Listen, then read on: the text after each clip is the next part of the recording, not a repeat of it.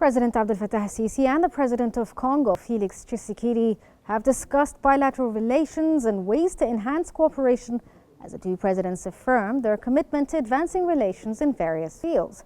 The presidency spokesman, Ambassador Ahmed Fahmy, stated that the call also discussed peace and security in the African continent and stressed the importance of concerted efforts in protecting the continent. The two sides also discussed ways to benefit from international platforms to present African visions on issues related to direct interests on the continent.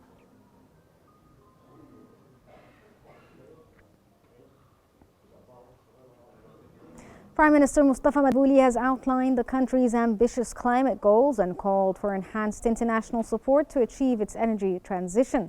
At the United Nations Framework Convention on Climate Change's 29th Conference of the Parties, COP29, Madbouli participated in a roundtable on energy and climate change mitigation, emphasizing Egypt's target of 42% renewable energy in its energy mix by 2030. He detailed Egypt's efforts to create a favorable environment for renewable energy investment, including a preferential feed in tariffs that attracted private investors. In a press conference in Beirut, Egyptian Foreign Minister Badr Abdel Ati has condemned the ongoing Israeli aggression against Lebanon, reaffirming Egypt's full support for Lebanon's sovereignty and unity. Minister Abdel Ati stressed the need for a full implementation of UN Resolution 1701 and emphasized Egypt's solidarity with Lebanon. He also reiterated Egypt's commitment to supporting Lebanon's institutions, including the army, and rejected any external conditions like the election of a president as prerequisites for a ceasefire. The minister concluded by reaffirming Egypt's priority to halt the aggression and ensure Lebanon's stability.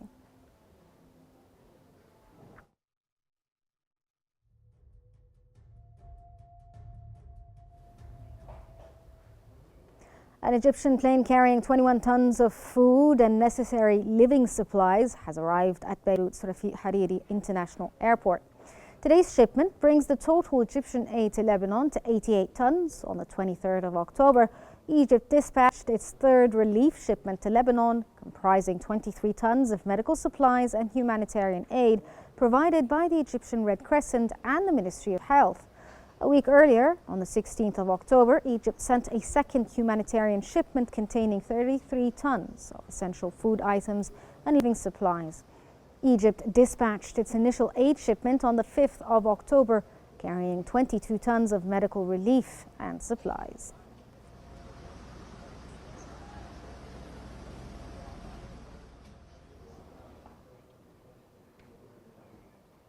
Minister of Foreign Affairs Badr Abdel Ati has affirmed Egypt's full support for the Lebanese state institutions, especially the Lebanese army. He praised the vital role played by the Lebanese army in maintaining Lebanon's stability despite the serious challenges it faces. During his meeting with the commander of the Lebanese army, General Joseph Aoun, Minister Abdel Ati added that Cairo is following with concern the worsening internal displacement crisis in Lebanon. He stressed that Egypt is actively engaging in all diplomatic channels to intensify humanitarian aid to Lebanon, highlighting the directives of President al-Sisi, which call for an unwavering commitment to providing all the necessary support to Lebanon during this critical humanitarian situation.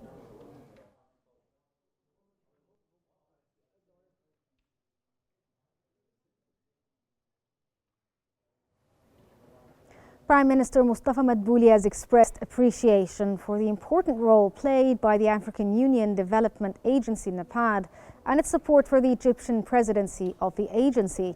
During his meeting with Nardos Bekele, the executive director of the African Union Development Agency, known as NEPAD, Prime Minister Madbouli stressed Egypt's continued support for the agency. He emphasized Egypt's commitment to enhancing NEPAD's funding sources to facilitate the implementation of important infrastructure projects.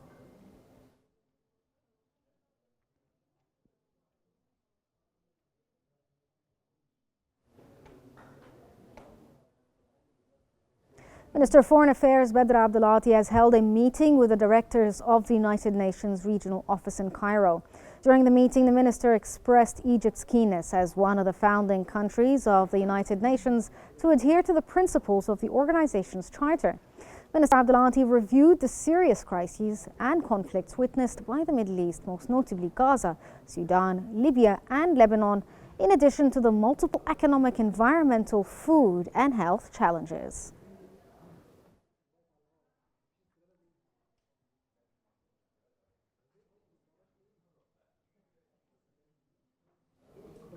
Egypt has condemned the terrorist suicide attack that targeted a train station in the city of Quetta in the Balochistan province in southwestern Pakistan. Egypt expressed sincere condolences and sympathy to the government, people of Pakistan and the families of the victims, wishing for a speedy recovery to all those injured. Egypt also affirmed its support for Pakistan in confronting forms of extremism and terrorism.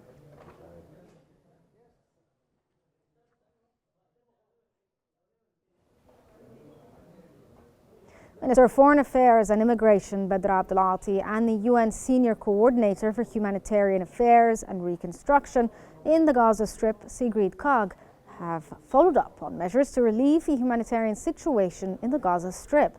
Minister Abdulati expressed desire to continue consulting with the UN official on implementing her mandate under UN Security Council Resolution 2720 and to pressure Israel to assume its responsibilities towards civilians inside the Strip.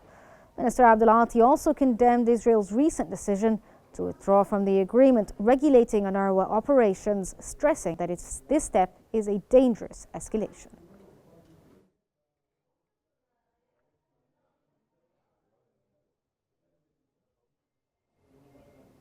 Egypt, represented by the Assistant Foreign Minister and personal representative of President Abdel Fattah Sisi, Ambassador Raghi El-Atibi, is participating in this week's G20 preparatory meetings in Rio de Janeiro, Brazil, at the G20 Social Summit on November the 18th to the 19th. While the G20 mainly focuses on global economic issues, the ongoing Israeli aggression in Palestinian and Lebanese territories will be a key topic of discussion. Egypt has been actively engaged in G20 meetings throughout the year, prioritizing its national economic interests.